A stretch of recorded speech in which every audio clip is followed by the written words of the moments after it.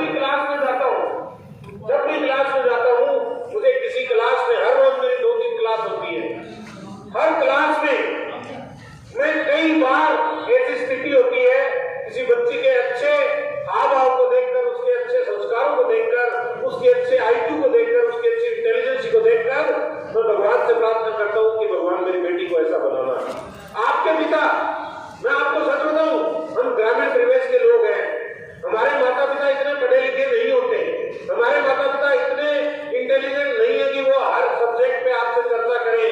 लेकिन ये मैं दावे के साथ कहता हूँ एक पिता के तौर पे कि जब से आपका जन्म हुआ है, आपके पिता ने आपके अलावा किसी और के अंदर किसी और से कोई बड़ी उम्मीद नहीं करी है।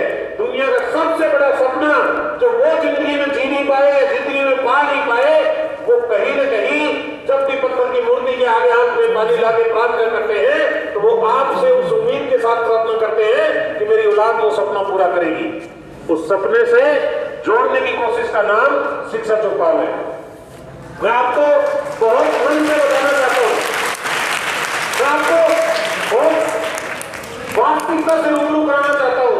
हम किसान परिवार के बच्चे, कौन किसान परिवार होते हैं? वो आदमी किसानी से संबंध रखता है जो ओस पोस, सर्दी गर्मी बरसात सब विपरीत परिस्थितियों से लड़ते हुए रात में अपने घर को छोड़कर खेत में अनाज को पानी देकर उसको उगाने वाला, जमीन पाड़कर अनाज उगाकर स्वाभिमान से जिंदगी जीने वाले लोगों की संतान आप हो। और यदि आप उनकी संतान हो तो हर विपरीत परिस्थिति से लड़ना जानते हो। पकी हुई फसल पर जब बादल मंडराता है, उस बादलों से लड़ने की जरूरत और हिम्मत, और उन बादलों के कारण यदि फसल बर्बाद भी हो जाए तो पुनः नए सिरे से नई हिम्मत जुटाकर उसी खेत को जोतने की हिम्मत करने वाले किसान के बच्चे यदि हो, तो ये मैं दावे के साथ कह सकता हूं कि ऐसे परिवारों के बच्चों को 4 किताबों का बोझ तो नहीं हरा सकता। 4 किताबों का बोझ आपको किसी कंपटीशन से बाहर नहीं कर सकता, लेकिन आपको कौन कंपटीशन से बाहर करेगा? आपको ये चीजें कंपटीशन से बाहर करेगी। छोटी छोटी बातों पे, नए नए कल्चर पे, नई नई फ्रेंडशिप कल्चर पे, व्हाट्सएप कल्चर पे, पिज्जा कल्चर पे, मोबाइल कल्चर में जब आप डूब जाओगे, अपनों से दूर हो जाओगे। मैं अक्सर देखता हूं 10वीं 12वीं के छोटे छोटे अक्सर अपने मम्मी पापा को कहते हैं, मम्मी तेरे को तो कुछ पता नहीं है, पापा तेरे को कुछ पता नहीं है, आपको कुछ पता नहीं है। मैं उन तमाम बच्चों से कहना चाहता हूं, आपको अपनी दुनिया में और वाईफाई ऑन सबसे अच्छा करने की कोई हिम्मत दे सकता है तो वो आपके पिता की कलेजे में पल रही भावनाएं हैं। यदि आप उनसे जुड़ जाओगे, यदि आप अपने पिता की भावनाओं से जुड़ जाओगे, जिस दिन आपको इस बात की शर्म आने लगेगी, जिस दिन आपको इस बात की शर्म आने लगेगी कि रिजल्ट किस दिन आएगा, चौपाल पे लोग बैठे हुए होंगे, गांव के गुआड़ में लोग बैठे हुए होंगे और रिजल्ट की चर्चा चल रही होगी, मेरा रिजल्ट कहीं किसी कारण से पीछे रहा, पिताजी वहां से गुजर रहे होंगे, तो गांव के लोग उन पे जो टोंट मारेंगे, उन पे जो कमेंट करेंगे, उन कमेंट से पिता की गर्दन नीची होगी। उस नीची गर्दन से, पिता की उस झुकी हुई गर्दन से जो बच्चे डरते हैं, उन बच्चों के रिजल्ट कभी खराब नहीं होते।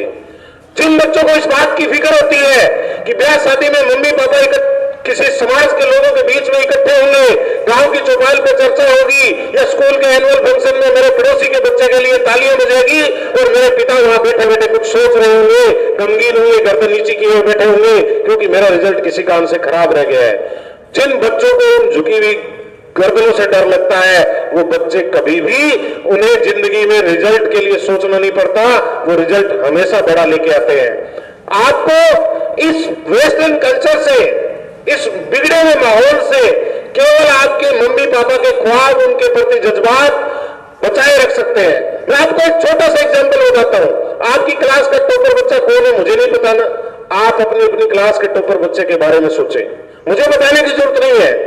आप उसका ड्रेस कोड देखें, उसकी हेयर स्टाइल देखें। जो बच्चे ड्रेस कोड के नाम पे घर वालों से लड़ते हैं, हेयर स्टाइल के नाम से लड़ते हैं, मैं उनसे पूछना चाहता हूं, हिंदुस्तान के किसी भी कलेक्टर की हेयर स्टाइल आपने खराब देखी है क्या?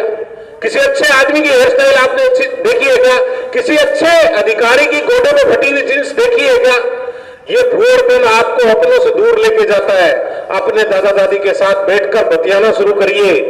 जो बच्चे अपने दादा के साथ बैठ के बतियाते हैं, जो लड़कियां अपनी मां को दोस्त बना लेती है, जो लड़के अपने पिता को दोस्त बना लेते हैं, जिंदगी में वो कभी नहीं ठगे जाते, कभी भी नहीं ठगे जाते। ठगे कौन जाते हैं? वो ठगे जाते हैं जिनको व्हाट्सएप ग्रुप में ज्यादा अपनापन दिखता है। ठगे कौन जाते हैं? मैं अक्सर गांव में क्या देखता हूं, कई बार देख लिया मैंने, कई बार गांव जाना होता है, चौपाल पे बैठे होते हैं तो पता लगता है कि क्या क्या मतलब समाज के अंदर क्या क्या नई चीजें आ गई है। इसका अंदाजा आप इस बात से लगाएं कि गांव के दो लड़कों के फेसबुक पे यदि दोनों ने पोस्ट डाली, एक के ऊपर लाइक दूसरे से ज्यादा आ गए, तो वो अपने आप को, बेटा प्लीज इसके साथ मत खेलो, आप छोड़ो इसको, सुमित इसको लेके जाओ। गांव में मैं क्या देखता हूं कि किसी के यदि फेसबुक पे लाइक ज्यादा आए हुए हैं, तो वो लड़का दूसरे लड़के के सामने ऐसे हेकड़ी दिखाता है कि मेरी तो दुनियादारी बड़ी है। अरे भाई, काहे की दुनियादारी बड़ी है? किसी ने टॉयलेट की सीट पे बैठ के यदि आपके लाइक का अंगूठा दबा दिया तो इससे आपकी इज्जत बड़ी हो गई? अरे नहीं भैया, इज्जत तो उस दिन बड़ी होगी जिस दिन गांव में रिजल्ट आएगा और आपका नाम आपके पिता के नाम के साथ जोड़ के कहा जाएगा कि फलाने के छोरे ने टॉप किया है, फलानी की छोरी ने टॉप किया है, फलाने की माँ बेचारी गोबर बारी का काम करके पढ़ाती थी और वो लड़की डॉक्टर बन गई, फलाने के दादा पिता खेत में काम करके उसको पढ़ाते थे, जमींदार के अंगूठा टेक के पैसे लाके पढ़ाया और वो आज IIT में चला गया, डॉक्टर बन गया। इज्जत तो तब बनेगी। ये फेसबुक वाले और व्हाट्सएप वाले तो यूं ही आनी जानी चीज है, कुछ नहीं पड़ा इनमें। और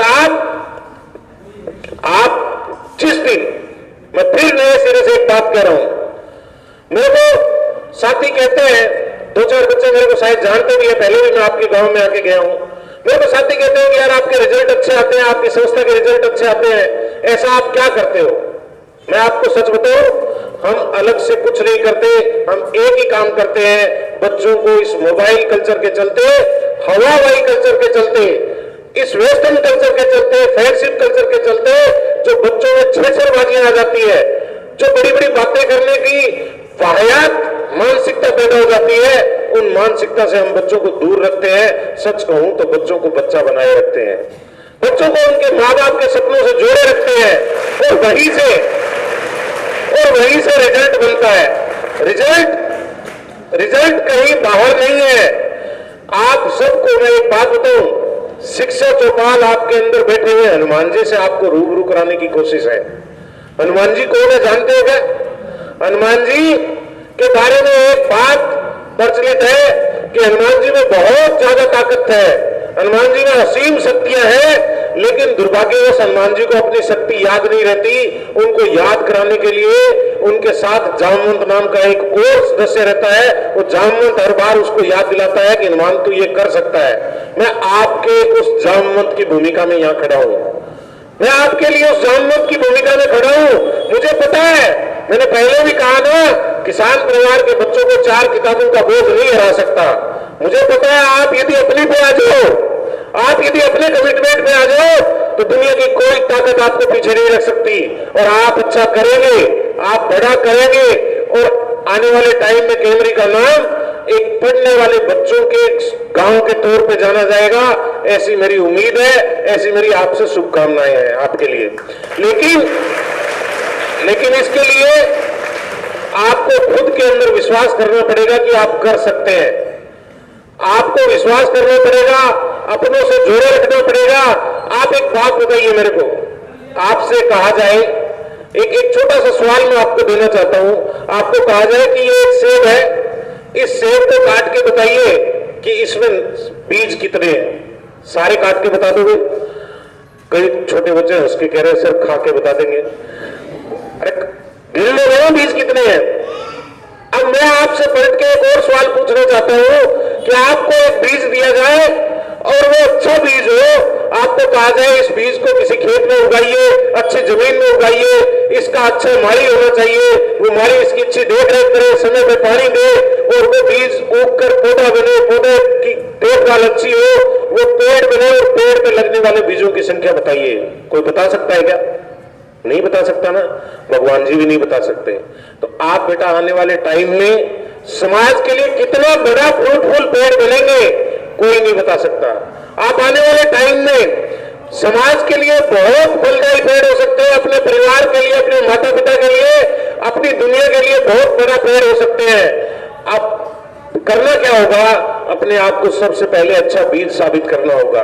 उसके बाद आपको अच्छी मिट्टी चुननी पड़ेगी। अच्छी मिट्टी किसका मतलब है, अच्छी मिट्टी का मतलब है अच्छी संस्था चुननी पड़ेगी, अच्छे टीचर चुनने पड़ेंगे, अच्छे माली के तौर पर अच्छे संस्कार चुनने पड़ेंगे।